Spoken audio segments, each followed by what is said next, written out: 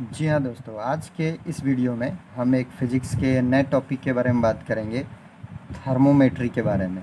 Thermometry को जानने के लिए सबसे पहले हमें हीट को समझना होगा, चूँकि फ़िज़िक्स का ही एक ब्रांच है, वैसा ब्रांच जिसमें हम सिर्फ़ और सिर्फ टेम्परेचर को मेजर करते हैं, रिगार्डिंग टेम्परेचर की बात करते हैं, उसको हम बोलते हैं थर्मोमेट्री। तो इस थर्मोमेट्री को अच्छे ढंग से समझने के लिए हमें सबसे पहले हीट के बारे में जानना होगा।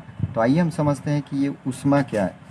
तो हम सभी जानते हैं कि हमारे इन्वायरमेंट में विभिन्न प्रकार के ऊर्जा का स्थानांतरण होता है, जिसका फॉर्म अलग अलग होता है, एक रूप से दूसरे रूप में। उसी में से एक ऊष्मा भी है, जो एक ऊर्जा का रूप होता है, जो एक रूप से दूसरे रूप में बदलते रहता है। ऊष्मा के द्वारा हमें किसी वस्तु की गर्माहट का अनुभूति होता है। ये ऊष्मा का स्थानांतरण होता कैसे है, तो इसे समझने के लिए सबसे पहले हम दो ऑब्जेक्ट लेते हैं, एक ऑब्जेक्ट ए और एक ऑब्जेक्ट बी।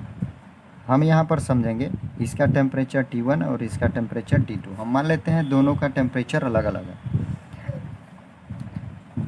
जब दो वस्तुओं के बीच, यहाँ पे दो वस्तु ए और बी लिए हैं, जब दो वस्तुओं के बीच ऊर्जा का स्थानांतरण मतलब एनर्जी का स्थानांतरण उनमें उपस्थित ताप में अंतर के कारण होता है, तो इस स्थानांतरित ऊर्जा को ही ऊष्मा कहा जाता है। इट मीन्स कि अगर ए वस्तु का टेम्परेचर T1 हो और बी वस्तु का टेम्परेचर T2 हो, तो अगर इन्हें किसी कांटेक्ट में लाया जाए आपस में, तो ये देखा जाएगा कि जिस वस्तु का टेम्परेचर ज़्यादा होगा और जिस वस्तु का टेम्परेचर कम होगा, तो जिसमें ज़्यादा होगा टेम्परेचर, उसमें से ऊर्जा का स्थानांतरण कम टेम्परेचर वाले वस्तु में होगा। जैसे कि अगर हम मान लें यहाँ पर इसमें से ऊष्मा का स्थानांतरण यहाँ से T1 ग्रेटर देन T2 है,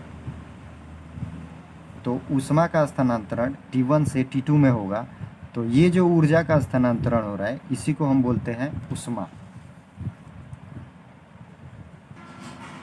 ऊष्मा का अस्तित्व वस्तुओं में उपस्थित अणुओं की गति के कारण होता है। जैसा कि हम एक दूसरे उदाहरण से समझ सकते हैं, ये हमारा एक ऑब्जेक्ट ए है। जब इस वस्तु को ऊष्मा दी जाती है, अगर हम बाहर से इसको ऊष्मा दे रहे हैं, तो इसका मतलब ये हुआ कि इसके अणुओं की, जो इसके इंटरनल मॉलिक्यूलर्स होते हैं, इंटरमॉलिक्यूल्स, इनके अणुओं की गति बढ़ जाती है। जबकि जब इससे हम ऊष्मा अगर बाहर लेते हैं, अगर इससे ऊष्मा हम लेते हैं, ली जाती है, तो उसके अणुओं की गतिज ऊर्जा अर्थात गति कम हो जाती है।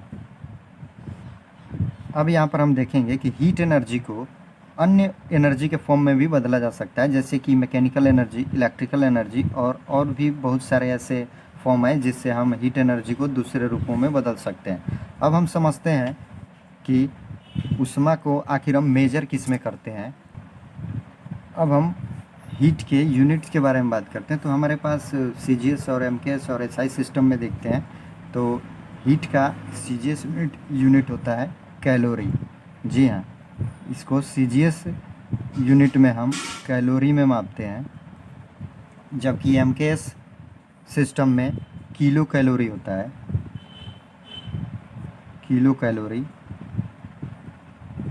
जबकि SI सिस्टम में हीट को हम जूल में मापते हैं। सिंपल, ऊष्मा का CGS यूनिट क्या होगा, तो कैलोरी, और ऊष्मा का MKS यूनिट क्या होगा, तो किलो कैलोरी, जबकि SI सिस्टम जूल होता है। आइए हम यहाँ पर 1 कैलोरी और 1 किलो कैलोरी को डिफाइन करते हैं। तो 1 कैलोरी मीन्स 1 ग्राम शुद्ध जल का ताप, 1 ग्राम शुद्ध जल का ताप,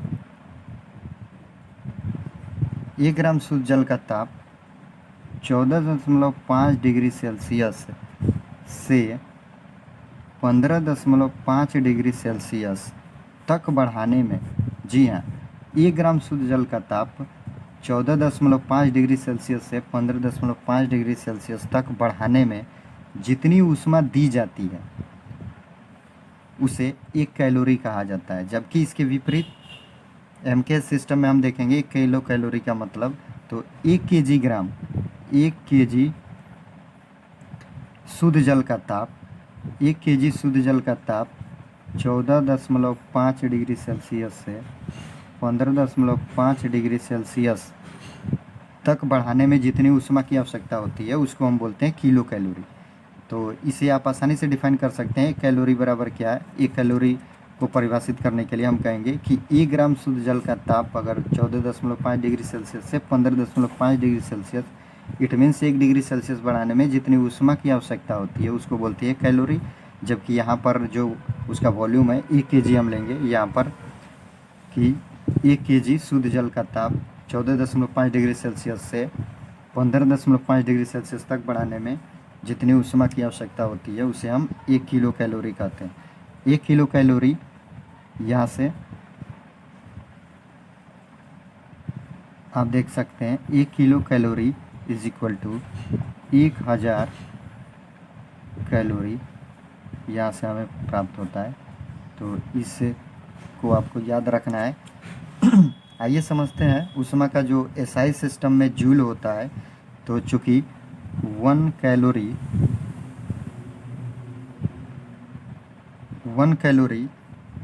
इज इक्वल टू 4.18 जूल होता है। जी हाँ, जूल को जे से हम रिप्रेजेंट करते हैं। तो 1 calorie is equal to 4.18 joule, जिसको आप लगभग अप्रॉक्स 4.2 जूल भी बोल सकते हैं। अगर 1 किलो कैलोरी की बात की जाए तो 1 किलो कैलोरी इजकल टू, यहाँ से हम 10⁻³ से मल्टीप्लाई करा देंगे। 4.18 मल्टीप्लाई 1000, यहाँ से हमें मिलेगा जूल। तो इस प्रकार आप एक रूप से दूसरे रूप में भी बदल सकते हैं। अब हम डिफाइन करेंगे टेम्परेचर को। चूँकि हमने ऊष्मा को समझ लिया तो अब हम डिफाइन करेंगे टेम्परेचर क्या है। तो टेम्परेचर क्या है? तो टेम्परेचर किसी वस्तु की वह ऊष्मीय अवस्था है। यहाँ से आप डिफिनीशन लिख सकते हैं कि टेम्परेचर किसी वस्तु की वह ऊष्मीय अवस्था है जो उसकी गर्माहट या ठंडेपन का बोध कराती है, ताप कहलाती है। इसे हम सिंपल इस प्रैक्टिकल से समझ सकते हैं। जैसे कि हमारे पास 2 ऑब्जेक्ट हैं और दोनों ऑब्जेक्ट, एक ऑब्जेक्ट है ए और एक दूसरा वस्तु बी है। हम यहाँ से इसे जब उंगलियों से दोनों को स्पर्श करते हैं तो हमें एक वस्तु में गर्माहट की अनुभूति होती है जबकि दूसरे वस्तु में ठंडेपन की अनुभूति होती है। जब इसे हम दोनों वस्तुओं को एक दूसरे के संपर्क में लाते हैं तो हम ये देखते हैं कि इस ए वस्तु से ऊष्मा निकलकर बी वस्तु में जाने लगती है। ए वस्तु से ऊष्मा निकलकर बी वस्तु में जाने लगती है। चूँकि इसमें उपस्थित ऊष्मा की मात्रा ज़्यादा है जबकि इसमें उपस्थित ऊष्मा की मात्रा कम है। तो ये स्वतः ही ए से बी में जाने लगता है। ये तब तक जाते रहता है जब तक दोनों में ऊष्मा की मात्रा समान न हो जाए। इसे हम दूसरे रूप में कहेंगे कि जब दोनों वस्तुओं को एक दूसरे के संपर्क में लाया जाता है तो जिस वस्तु का टेम्परेचर ज़्यादा होता है वो उसमें से ऊष्मा निकलकर दूसरे वस्तु में जाने लगती है। और यह तब तक ऊष्मा का आदान प्रदान होता है जब तक कि दोनों वस्तु का टेम्परेचर समान न हो जाए। तो उस स्टेज में जब दोनों वस्तु का टेम्परेचर समान हो जाता है उसको हम बोलते हैं ऊष्मीय साम्य अवस्था। ऊष्मीय साम्य अवस्था, जिसको इंग्लिश में हम बोलते हैं थर्मल इक्विलिब्रियम। इस प्रकार दोनों वस्तुओं के बीच ऊष्मा का आदान प्रदान रुक जाने पर वे वस्तुएं ऊष्मीय साम्य अवस्था में कहलाती है। इस प्रकार हम इसे दूसरे रूप में भी डिफाइन कर सकते हैं कि ताप किसी वस्तु का वह गुण है जिससे हमें ये ज्ञात होता है कि वस्तु किसी दूसरी वस्तु के साथ ऊष्मीय साम्य अवस्था में है अथवा नहीं।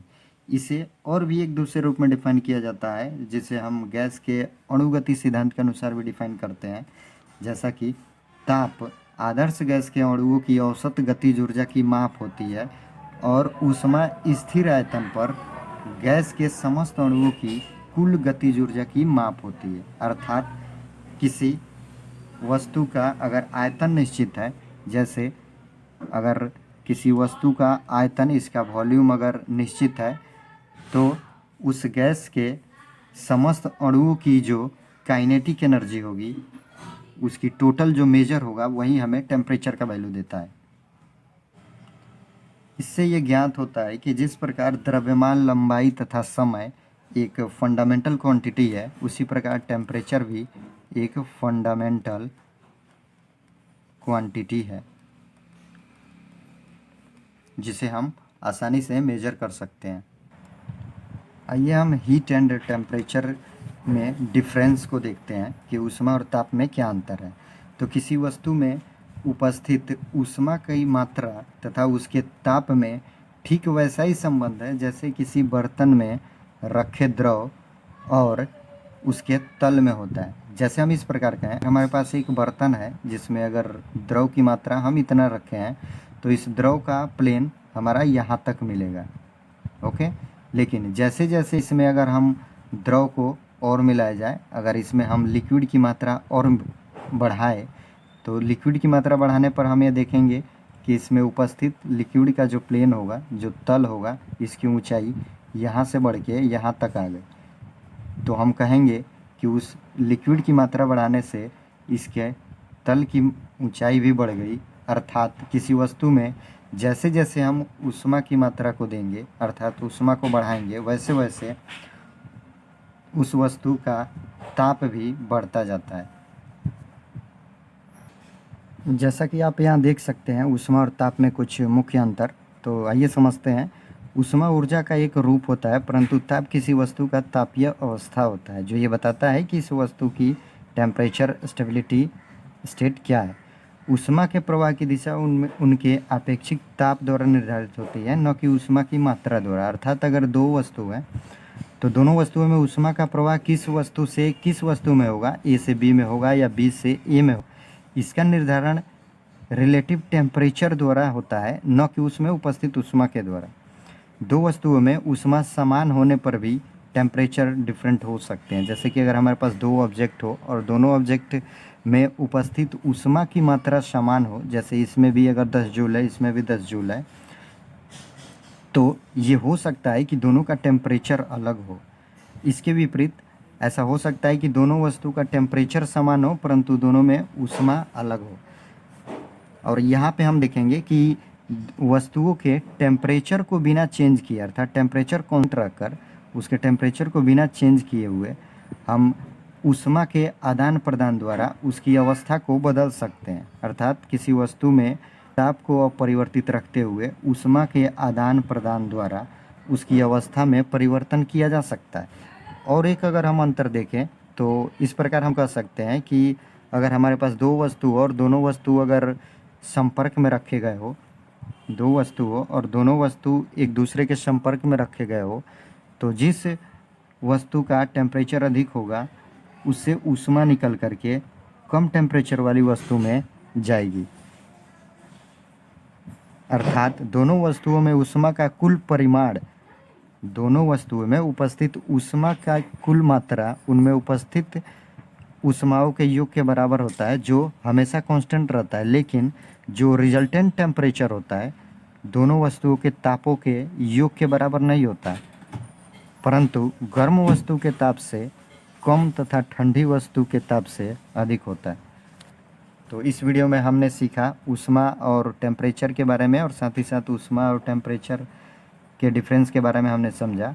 अगले वीडियो में हम ये देखेंगे कि ताप को मापने वाले कितने स्केल्स है और ताप को कैसे मेजर किया जाता है, उस वीडियो नेक्स्ट वीडियो में हम देखेंगे। तो thank you so much for watching this video.